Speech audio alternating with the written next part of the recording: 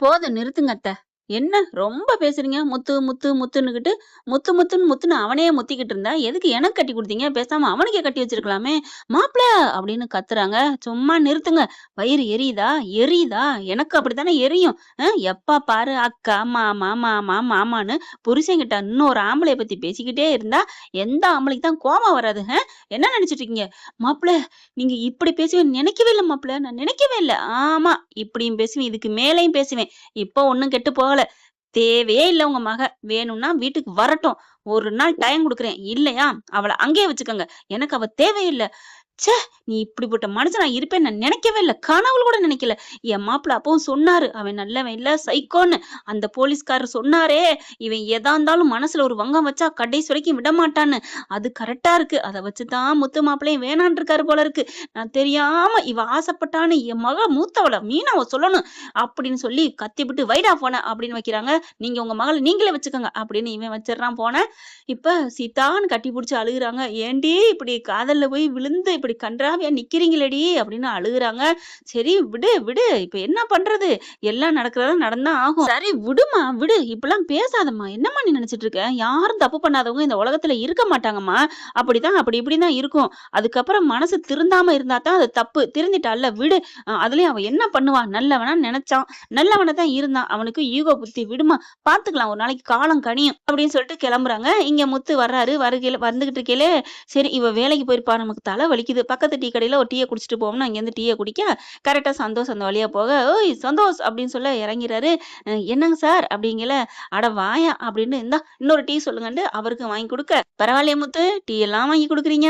ஏன்யா ஏன்யா ஒரு டீ வாங்கி குடுக்குறது என்ன பெரிய உலக வேலையா என்ன? இல்ல மனுஷங்க டீன்னு கேட்டா கூட காது தெறிக்க ஓடுவாய்ங்க. அப்படி இல்ல முத்து, நீங்க ரொம்ப நல்லவன்" அப்படின்னு சொல்ல, "ம், ம் குடி குடி. அப்புறம் உன் ஆளு என்ன சொல்றாரு?" "என்ன சொல்றாரா? அதான் அலைஞ்சுகிட்டே திரிறாரே பின்னாடியே. தெரியுமா? தெரியாதா?" "என்ன? யார் பின்னாடி? என்ன?" ஐயய்யோ! உளறிட்டேனே. ஒண்ணும் இல்ல முத்து, நான் கிளம்புறேன்." அப்படின்னு சட்டைய பிடிக்கிறாரு. விடுப்பா, நான் டீ குடிக்காட்டியும் பரவால்ல. டீய குடி. குடி.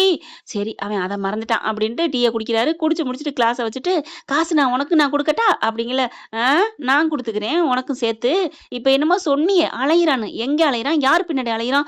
முத்து நீ விடமாட்ட. நான் எவ்வளோ சொன்னாலும் நான் உண்மைய சொல்லிர்றேன்" அப்படின்னுட்டு, "ஒண்ணும் இல்லப்பா, அந்த 5,00,000 பணத்த மனோஜ் அப்படின்னு இழுக்க சொல்லு.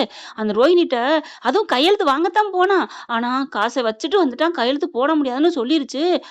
அப்படியே செம்ம காண்டாறாங்க. "என்ன சொல்ற? ஆமா 5,00,000 போச்சா? அட ஆமாய்யா. டேய் மனோஜ்" அப்படின்னு ஃபோன் அடிச்சா, அவன் இப்ப எங்க இருக்கான் தெரியுமா?" "எங்க?" "அவன் ஒண்ணும் சொல்லக்கூடாதுன்னு சொன்னானே, நான் என்ன பண்ணுவேன்?" "அட சொல்லியா? ரோஹிணி தான் அவங்க தான் வர சொன்னாங்க. ஏதோ செக்கப் போறாங்களாம். நீ வரணும். நீ வரலைன்னா நான் ஏதாவது பண்ணிக்குவேன்னு" சொல்லி மிரட்டவும் ஓடிட்டாரு பயந்துட்டு அப்படின்னு சொல்ல, "ஐயோ!" அப்படின்னு சொல்லிட்டு வீட்டுக்கு வேகமா போறாரு. சந்தோஷ், இன்னைக்கு வான வேடிக்கை இருக்கு அப்படின்னு நினைச்சுட்டு போக, இங்க வீட்டுக்குள்ள போனோனே, "அப்பா! அம்மான்னு" கத்துறாங்க. "என்னடா என்ன?" அப்படின்னு எல்லாரும் வராங்க. இந்த மனோஜ் என்ன காரியம் பண்ணி வச்சிருக்கான் தெரியுமா? "என்னடா பண்ணியிருக்கான்? எப்ப பாரு சும்மா சும்மா நொய்யி நொய்யின்னு என் புள்ளையவே குறை சொல்லிட்டு இருப்ப. ஆமா, ஆமா. நான் சொல்றது உங்களுக்கு ஒரு நாளும் புரிஞ்சது இல்லைல்ல. அதனால தான் நீங்க அவனையே தூக்கி வச்சுட்டு ஆடுங்க." "என்ன விஜயா? என்னடா முத்து சொல்லு." "ஆ எல்லாம் தலைகீழா போச்சு. 5,00,000 காச குடுத்துட்டான். கையெழுத்து வாங்கிட்டான்ல. அதான் போட மாட்டேன்னு சொல்லிருச்சே. அப்புறம் என்ன இவன் கையெழுத்து போட்டான்?" அப்படிங்கல. "அப்புறம் ஏன்டா பணத்த குடுத்தான்? பணத்த குடுத்துட்டு கையெழுத்து வாங்காம வந்திருக்கான்." "அப்படியா? டேய் முத்து நிஜமா சொல்ற?" "ஆமாம்மா. ஃபோன போடு" அப்படின்னு சொல்லிட்டு ஃபோன போட்டா, அவன் எடுக்கவே மாட்டேங்கிறான். ஃபோன பார்த்தோனே, "ஐய்யய்யோ! அம்மா அடிக்குது." அப்படியே ரோஹிணி அதுவும் கரெக்ட்டா ஆஸ்பத்திரியிலே உட்கார்றாங்க. "என்ன? அம்மா அடிக்கிறாங்க. மொத ஃபோன கட் பண்ணு" அப்படின்னு ரோஹிணி மிரட்ட, கல்யாணம் அதாவது டைவர்ஸ் ஆகுற நிலைமையில இருக்கையில கூட, புருஷன ஆட்டி படைக்கிறா பார்த்தீங்களா? அது ஒரு உரிமையிலயா? இல்ல ஆணவத்திலயான்னு தெரியல. அம்மா அடிக்குது. நான் என்ன பண்ணுவேன் புரியலையே!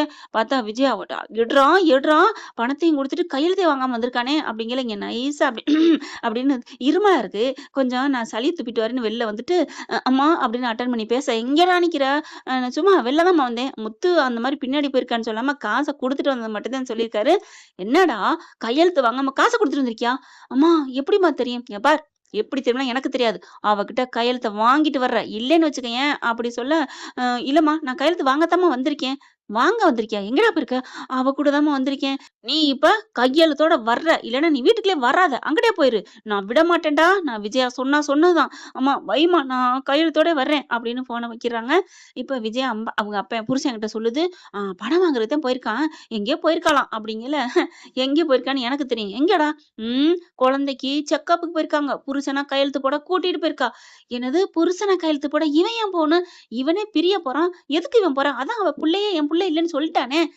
அது உங்களுக்கும் எனக்கும் தெரியும். நான் சொல்றத எங்க நீங்க நம்புறீங்க? அது அவன் புள்ள தான். அதான் அவன் பின்னாடியே ஓடியிருக்கான் அப்படின்னு முத்து சொல்ல, "இல்ல, இல்ல அவ கையெழுத்து வாங்குறதுக்காண்டி அவன் போயிருப்பான்." அப்படி சொல்ல, "நீ என்னைக்கு முத்து சொல்றத நம்பியிருக்கிற? போ! இன்னும் உன் மகன் நடுத்தெருவுல நிப்பாட்டியும் உனக்கு புத்தி வரல. நம்ம ஒண்ணும் பண்ண முடியாது. முத்து விட்றா" அப்படின்னு அண்ணாமலை போக, ஆனா முத்து வெளில வரவரு அவரால நிக்க முடியல, இருக்க முடியல. என்ன பண்ண போதோ பார்லாரமான்ட்டு சந்தோஷுக்கு கால் பண்றாங்க. எந்த ஆஸ்பத்திரிக்கு போயிருக்கான்னு தெரியுமா? அப்படிங்கல சொல்லிர்றாரு. அந்த ஆஸ்பத்திரிக்கு பறந்தடிச்சு போறாங்க. ரோகிணிக்கு செக்கப்புக்கு ரெடியா நின்னுட்டு இருக்காங்க. அதுக்கு முன்னாடி உள்ளவங்கள பண்ணி முடிச்சிடுறாங்க. இப்ப அடுத்த ஆளுக்கு ரோகிணின்னு கூப்பிட, "மனோஜ் நீங்க சைன் போடணும்" அப்படிங்கிறாங்க. ரோகிணி உள்ளார போயிருது. அதுக்கப்புறம் தான் இவரு சைன் போடணும். ஹஸ்பண்ட் அப்படின்னு சொல்லி நிக்க, இவரு மனோஜ் இப்படி துரு துருன்னு கை வலிக்குது. "போடுவோமா வேணாமா? போடுவோமா வேணாமா?" அப்படின்ட்டு ரோகிணி அடிச்சு சொல்லிருது. "நீ இதுல சைன் போட்டு ஒரு செக்கப்புக்கு வந்துரு. உனக்கு நான் வந்து டைவர்ஸ் பத்திரத்துல கையெழுத்து போடுறேன்." என்னம்மா தந்திரம்! கர்ப்பமாவும் ஆக்கிட்டான். இப்ப புள்ளைக்கு சைன் போட்டும் குடுத்துருக்கான். அப்பென்னு, அப்புறம் இத விட என்னங்க ஆதாரம் வேணும்? அப்படின்னு கோர்ட்ல நீல்கண்ணி வெடிக்கிறதுக்கு ரெடி ஆகுது. இந்த ஆயத்தம் தெரியாம இங்க மனோஜும் ரெடியா கையெழுத்து போட போக, "டேய் மனோஜு, டேய் ஓடுகாலி" அப்படின்னு ஒரு சவுண்டு பார்த்தா முத்து, "ஐயய்யோ!" அப்படின்னு பேப்பரையும் பின்னாடி வச்சுக்கிறான் பேனாவையும். "என்னடா காரியம் பண்ணிட்டு இருக்க? என்ன காரியம் பண்ணிட்டு இருக்க?" இல்ல முத்து, இல்ல. இங்க பாரு புட்றா" அப்படின்னு சொல்லிட்டு, "என்னடா இந்த குழந்தைக்கு நான் தான் அப்பான்னு எழுதிருக்கு. நீ போட்டு குடுப்பியா?" அப்படி இல்லையே. யாரு கூட்டு வந்தது? காவலர்ன்னு கேட்டாங்க. அதுக்கு தான் போட்டேன்."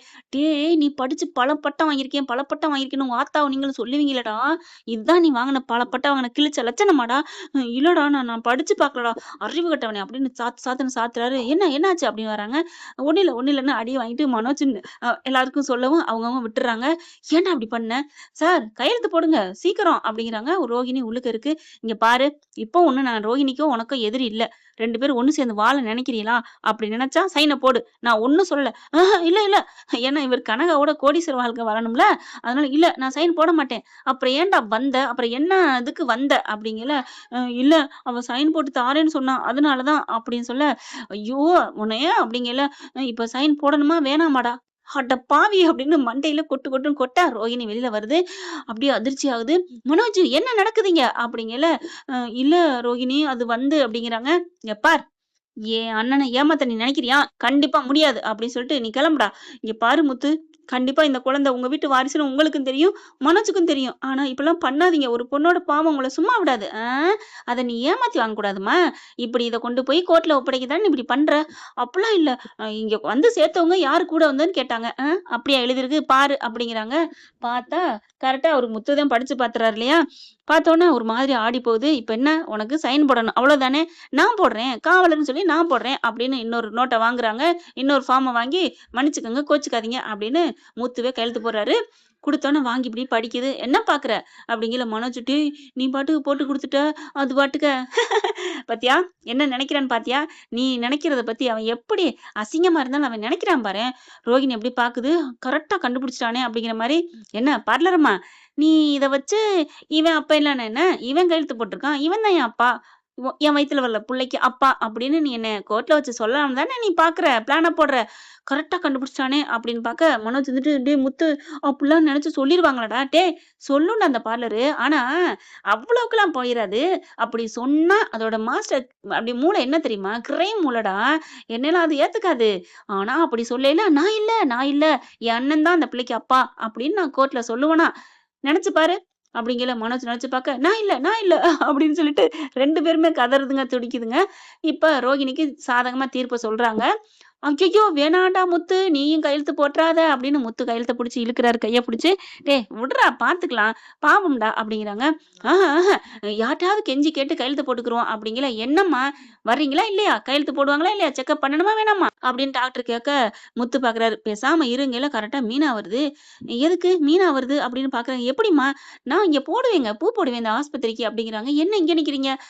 நல்லதா போச்சு. இங்க பாரு" அப்படின்னு நடந்தத சொல்ல, ஐயோ! ஒரு புள்ளைக்கு ஒரு கார்டியன் சொல்லி போடுறதுக்கு இதுல என்ன தப்பு இருக்கு? நான் போடுறேன் அப்படின்னு சொல்லிட்டு கார்டியன் சொல்லிட்டு கையெழுத்து போடுறாங்க. ரோகிணி பாக்குது. இதுலயும் நான் உங்கள விடுவேனாடி? என் குழந்தை பொண்டாட்டி தான் கையெழுத்து போட்டுச்சுன்னு சொல்லுவேன்ல அப்படிங்கல. சொல்லிக்கம்மா சொல்லிக்க. எல்லாம் சொன்னதெல்லாம் கேட்டோன்னு அவங்க ஒத்துக்கிறதுக்கு அவங்க ஒண்ணும் கேனக்கு இருக்குல்ல. பாத்துக்கலாமா? அப்படிங்கிறாங்க. என்ன என்ன பாத்துக்கலாம்? அப்படிங்கல. நான் பார் கையெழுத்து போடல சும்மா விடுவேன். உனக்கு கார்டியனா போடுறேன். வேற எந்த இதுவும் இல்ல அப்படின்னு சொல்லிட்டு தானே போட்டேன். ஆமா. இந்தா மொபைல பாரு. எல்லாம் ரெக்கார்டா இருக்கு. நான் யாரு? யார்ட்ட? மீனாட்டயா என்ன? உன் மாமியார்ட்டயும், என் மாமியார்ட்டயும் குப்பை கொட்டியிருக்கிறேன். அதனால ஏமாற மாட்டோம். ஏமாற மாட்டேன். போ போ போய் செக்கப் பண்ணிக்க. நான் வேணா கொஞ்ச நேரம் நிக்கட்டா? அப்படியே பாக்குறாங்க ரோகிணி. தேவையில்ல அப்படின்னு உள்ளார போறாங்க. மனோஜ் வந்துட்டு, டேய் முத்து ரொம்ப நன்றிடா. என்ன காப்பாத்துனடா. என் பொண்டாட்டிய மட்டமா தினம் பேசுவியே. இப்ப என் பொண்டாட்டி வரலன்னா என்ன பண்ணிருப்ப? ஆமாடா. ரொம்ப நன்றி மீனா அப்படின்னு மீனாவ பார்த்து நன்றி சொல்ல, உங்க நன்றிக்காக நான் பண்ணல. இது ஒரு பாவம் தான் ஒரு பொண்ணுக்கு. ஆனா அவ பண்ண பாவம் கொஞ்சம் நஞ்சம் இல்ல. ஆனாலும் எங்கள ஏன் இழுத்து விடுறீங்கன்னு தெரியல. நீங்க இனிமே பாத்துக்கங்க. எங்களுக்கு தேவையே இல்ல. ஏங்க கரெக்ட்டா இல்லையாங்க? ஆமா மீனா. நம்ம எந்த இதுலயும் இழுத்துக்க வேணாம். இங்க பாருடா மனோஜ், நீ என்ன வேணா பண்ணிக்கோ அப்படின்னு போக, இங்க மனோஜுக்கு கனகா வீட்ல இருந்து கால் வருது. என்னடா கனகான்னு போட்டிருக்க? இல்ல கனகராஜ். ஆ எப்படி இருந்தாலும் என் கண்ணுக்கு நீ மாட்டிருவடா. மாட்டாம போற. அப்ப உனக்கு இருக்கு கச்சேரியா கனகாவன் அப்படின்ட்டு போறாங்க. ஐய்யய்யோ! எமகாதானா இருக்கானே அப்படின்ட்டு என்ன அப்படின்னு ஃபோன் பண்ணி பேச, மாப்பிள சீக்கிரம் வாங்க. உங்க நினைவுல என் பொண்ணு வாடுது. இதோ வர்றேன். இன்னும் கொஞ்ச நாளைக்கு பொறுங்க. நான் ரொம்ப கஷ்டத்துல இருக்கேன் அப்படின்னு ஃபோன வைக்க, இவன சும்மா விடக்கூடாது. என்ன நெனச்சிட்டு இருக்கான்? வீட்டுக்கே நேரா போக வேண்டியதுதான் அப்படின்னு வீட்டுக்கு போய் நிக்கிறாங்க. மனோஜ் போக, இவங்க போக கரெக்ட்டா இருக்கு. யார் நீங்க? அப்படின்னு சொல்ல, உங்கள நான் கோயில்ல பார்த்தா தானே? விஜயா கேட்கறாங்க. மனோஜ் ஆடி போறாரு. எல்லா உண்மையும் புட்டு புட்டு வைக்க, மனோஜ போட்டு சாத்துறாங்க. ஏன்டா நீ இன்னொரு கல்யாணமா பண்ணியிருக்க? முத்து சொல்றாரு. நான் சொன்னேன்ல, சொன்னேனா? இதுவும் என் கண்ணுல மாட்டிருச்சா? கரெக்ட்ரா. வச்சு சாத்த வேண்டியதுதான். அப்புறமா அவங்க அம்மா என்ன பண்றாங்க? இது சரிப்பட்டு வராது. கனகா அம்மா தேவையா பாக்குறாங்க. போலீஸ்ல நான் உன்னை உள்ளர தள்ளாம விட மாட்டேன்டா அப்படின்னு வேகமா கிளம்ப, ஆமா வாங்க வாங்க. அம்மா கோடி கோடியா எழுதி தரேன்னு சொல்லிருக்காங்கம்மா. போம்மா கூப்பிடுமா. டேய் கோடியா இருந்தா அத பாத்தியாடா? நிக்குது. ஐ ஹஸ்பண்ட் எனக்கு ஜூஸ் அப்படின்னு வந்து கிட்ட நிக்க, பாத்தியாடா? ஐயையோ! இவள போயாடா நீ கட்டியிருக்கிற? ஏன்டா காசுக்காண்டி இப்படியாடா பண்ணுவ? அப்படி இப்படின்னு சொல்ல முத்து பாக்குறாரு. ஏம்மா அந்த பிள்ளை பாவம்மா. அதுக்கு எந்த கவலையும் இல்லாம நிக்குது. வாம்மா உனக்கு என்னம்மா வேணும்? எனக்கு ஜூஸ் வேணும். என் ஹஸ்பண்ட் குடுக்க மாட்டேங்குது. உனக்கு ஜூஸ் தானே வேணும்? நான் தர்றேன் அப்படின்னு போக மீனா எடுத்தாந்து குடுக்குது. இந்தா குடி. வேகமா விஜயா வந்து தட்டி விட போகுது. பட்டுன்னு கைய புடிச்சிடுறாங்க மீனா. ஒரு வாயில போற ஒரு தண்ணி தான் அது. அத தட்டி விடுறீங்களே ஒரு உணவ, அது எவ்வளவு பெரிய பாவ செயல் தெரியுமா? என்ன நெனச்சுட்டு இருக்கீங்க? மீனாவா இது பேசுறது? அப்படின்னு முத்து அசந்து போய் பாக்க, அவங்க குடிக்கிறாங்க. அவங்க அம்மா பாக்குறாங்க. இவ்வளவு நல்லவங்களும் இந்த வீட்ல இருக்கீங்க. ஆனா புள்ளைய பெத்து வச்சிருக்கீங்க பாருங்க புள்ளைய. ஆத்துக்கு ஒரு காலு, சேத்துக்கு ஒரு கால்ன்னு சொல்லுவாங்க. நல்ல பிள்ளைய பெத்துறீங்க. உங்க பிள்ளைய நான் விடமாட்டேன். இன்னைக்கு ஒரு நாள் டயம். என் வீட்டுக்கு என் பிள்ளைய தேடி வரல, அப்புறம் இருக்கு உங்களுக்கு கச்சேரி அப்படின்ட்டு போறாங்க. விஜயா ஆடி போய் நிக்குது. மனோஜ போட்டு சாத்துது. அப்பதான் அண்ணாமலை சொல்றாரு. இப்ப புரியுதா உன் மயனுக்கு? உன் மயனோட புத்தியும் யோக்கியதையும்? இல்ல இன்னமும் என் புள்ள எந்த தப்பும் பண்ண மாட்டான்னு சொல்லுவியா? என்னங்க என்ன மன்னிச்சிருங்கன்னு அண்ணாமலை கால்ல வந்து விஜயா அப்படியே நொந்து போய் அழுகுது. மன்னிப்பு கேக்குது. மனோஜ் ஓரமா பள்ளி மாதிரி நிக்கிறாரு.